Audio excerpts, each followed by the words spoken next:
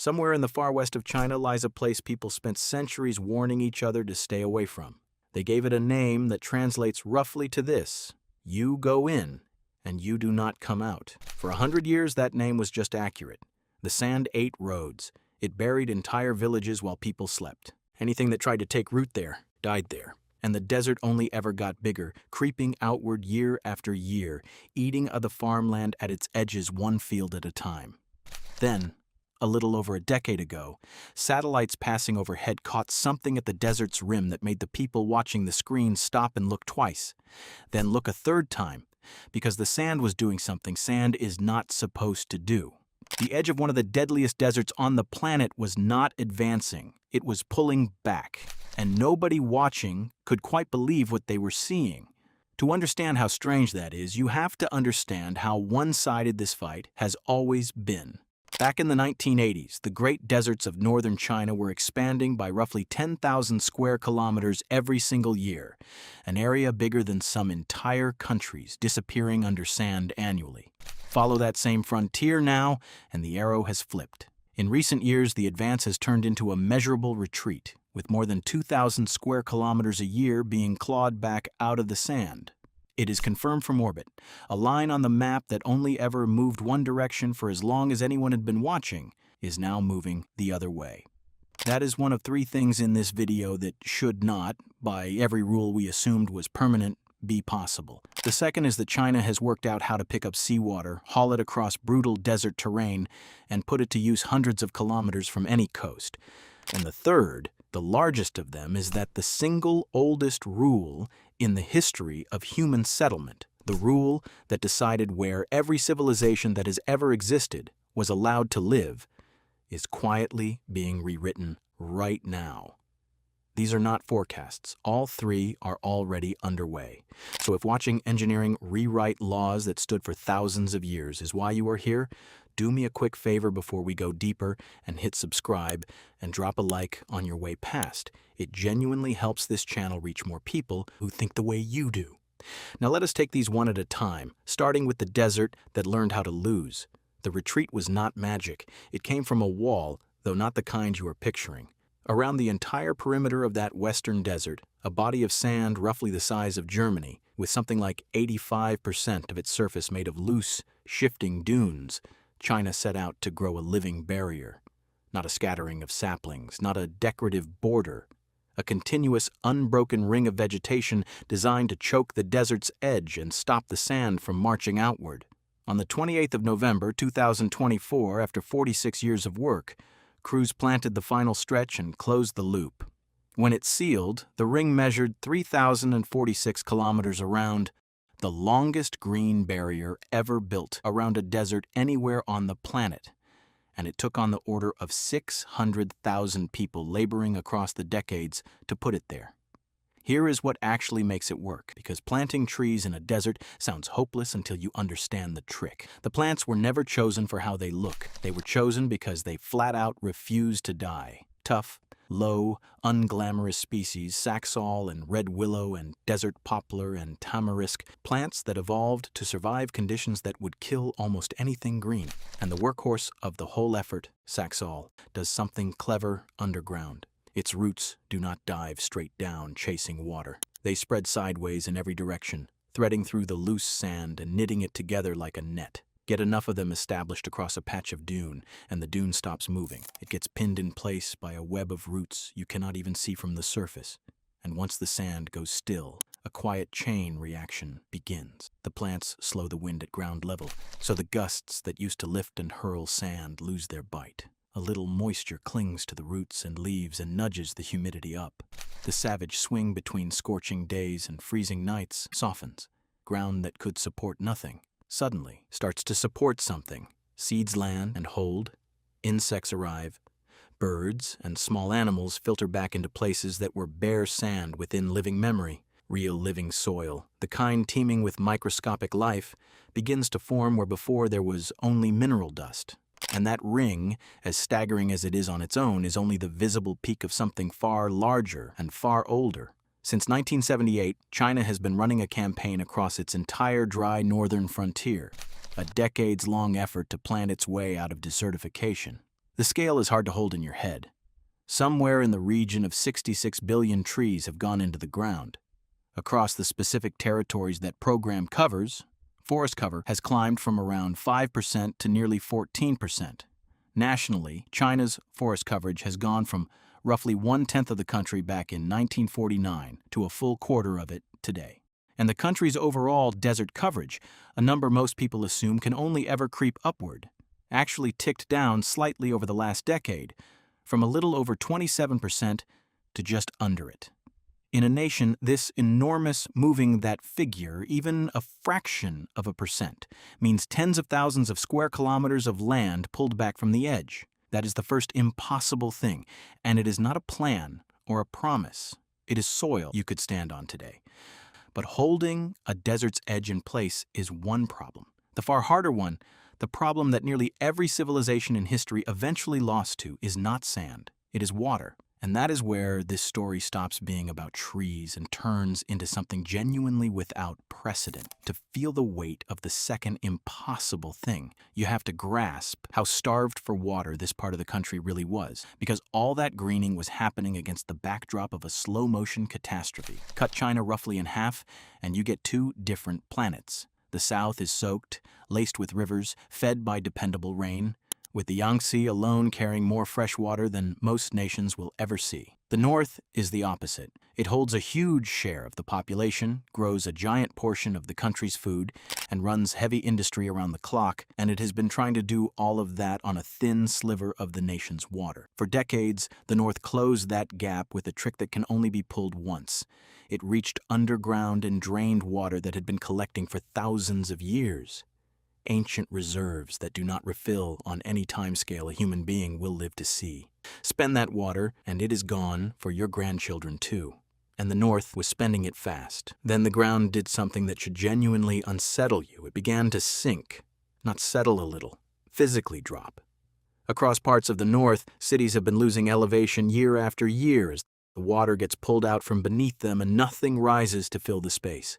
In some spots, the land has gone down by entire meters, cracking foundations and warping infrastructure that was built to sit on solid earth. And overhead, the desert announced its reach through the air. Dust storms lifting off these deserts have been tracked drifting all the way across the Pacific Ocean, dropping mineral particles onto the western United States, a full continent away. Closer to home, the sky over major cities would turn a sick orange in the middle of the afternoon. Wells that once struck water shallow came up dry no matter how deep anyone drilled. Whole communities faced the question nobody ever wants to say out loud, which is whether the time had come to give up and leave. So China reached for the most audacious answer it could think of.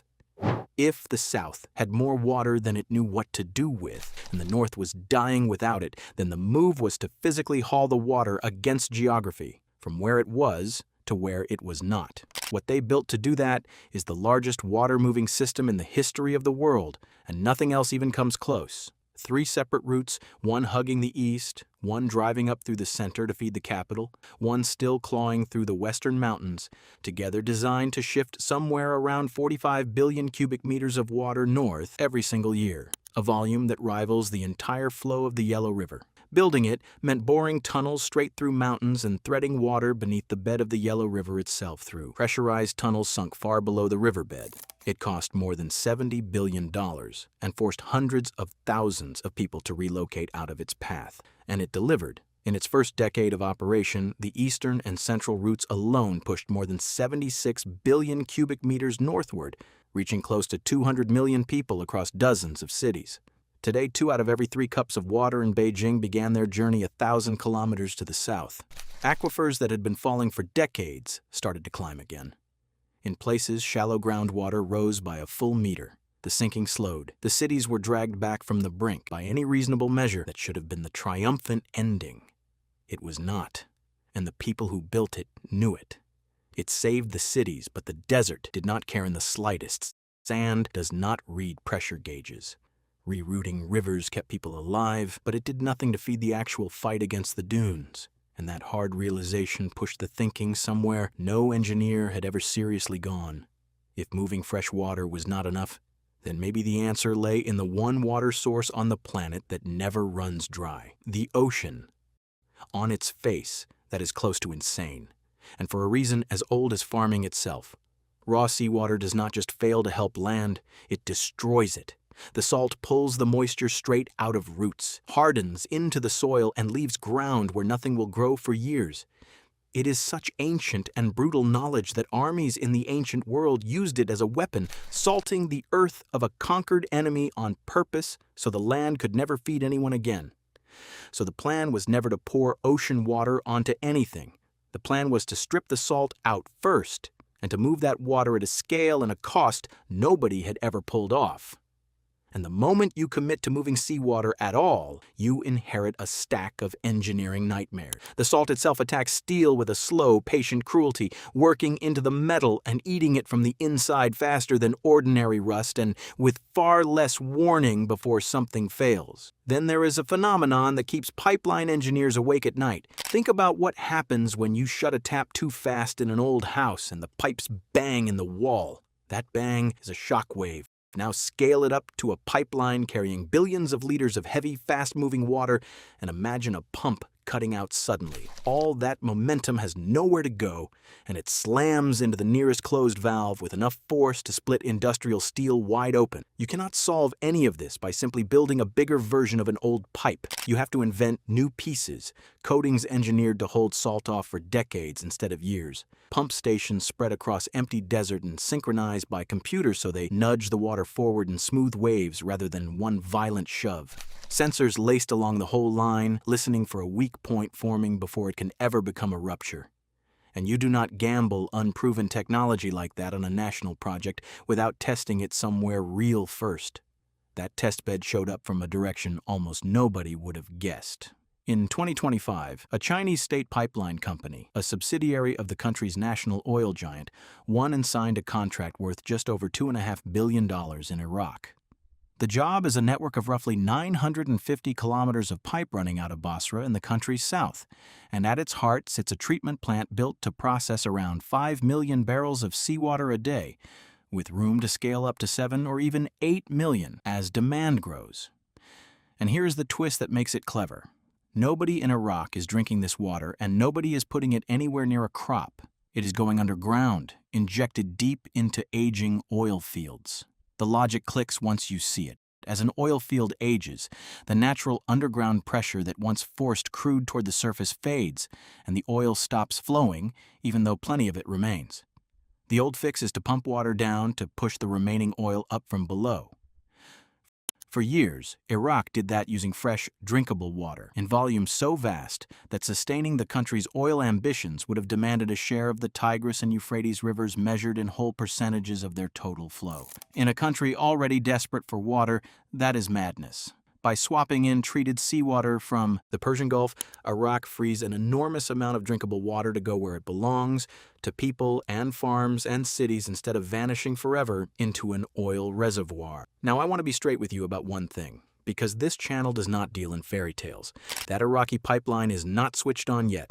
It was awarded and signed in 2025 with a build schedule stretching over 4 years, so it is a machine being poured into the ground right now rather than one already humming. But that barely dents the point. What matters is that the hardest questions have already crossed the line from theory into a funded, engineered, contractually committed project on some of the harshest terrain on the planet. The corrosion-proof materials, the desert pump stations raised from nothing, the pressure management, the live monitoring, all of it.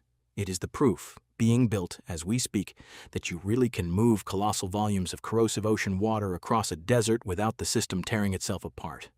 And once that becomes true, an obvious question follows at home. If you can move the ocean anywhere you want, and you already know how to make a desert's edge hold with living roots, what happens when you point one at the other? That is the bridge, and it is worth being precise about where reality actually sits today because the honest version is more interesting than the hype. The Great Green Ring around the western desert is watered right now mainly through drip irrigation, thin tubing laid across the sand feeding each plant a precisely measured dose and not a drop more, alongside solar-powered systems that both generate electricity and help lock the dunes in place. What China now has, for the first time in history, is every piece of a different and far more ambitious toolkit sitting on the table at once. Long-distance transport of seawater, proven and funded. Desalination technology that can recover and reuse the very pressure a long pipeline already builds up, so a huge share of the energy normally lost in stripping out salt gets clawed back instead of burned. Drought-hardened planting strategies refined across nearly half a century of trial and error. Sand control systems that pay for part of their own cost by generating power. None of these pieces existed together at real scale a generation ago. Now they do, and each has been stress-tested in genuine deserts under genuinely merciless conditions. The greening is real and standing today. The seawater transport is real and being built today. Braiding the two together into ocean-fed desert restoration at continental scale is the frontier they are now standing right at the edge of. And for the first time, all the pieces are finally in one place. Which brings us to the third impossible thing. The one that towers over any single pipeline or forest, and it is a shift so fundamental that most people have not even begun to absorb it. For the entire length of human history, the relationship between people and geography ran in exactly one direction. Nature decided where the water was, and we followed it like a dog on a leash. The Nile decided where Egyptian civilization was allowed to exist. The rivers of Mesopotamia decided the same for the people who lived between them. Every great city that has ever stood grew up clinging to a water source because the alternative was simply not surviving. Water was not one factor among many. Water was destiny. Rome pushed into the dry belts of North Africa and slowly lost its grip on them.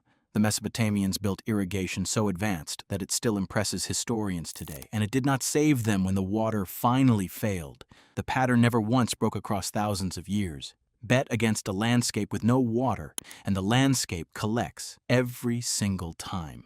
What is being assembled in China is the first genuine tool in history for arguing back against that law, and China is not locking it away in a vault. Through its overseas infrastructure programs, Chinese engineering firms are now offering complete water infrastructure packages to countries across the Middle East, North Africa, and Central Asia, precisely the regions that international bodies have flagged as candidates for outright water collapse within the coming decades.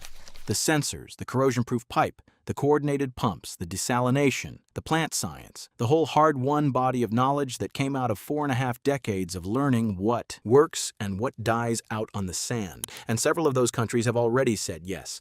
Think about what that could unlock. The Sahara sprawls across more than 9 million square kilometers of northern Africa. If even a fraction of that land became productive, the transformation for the nation sitting on top of it would be unlike anything the modern world has ever witnessed.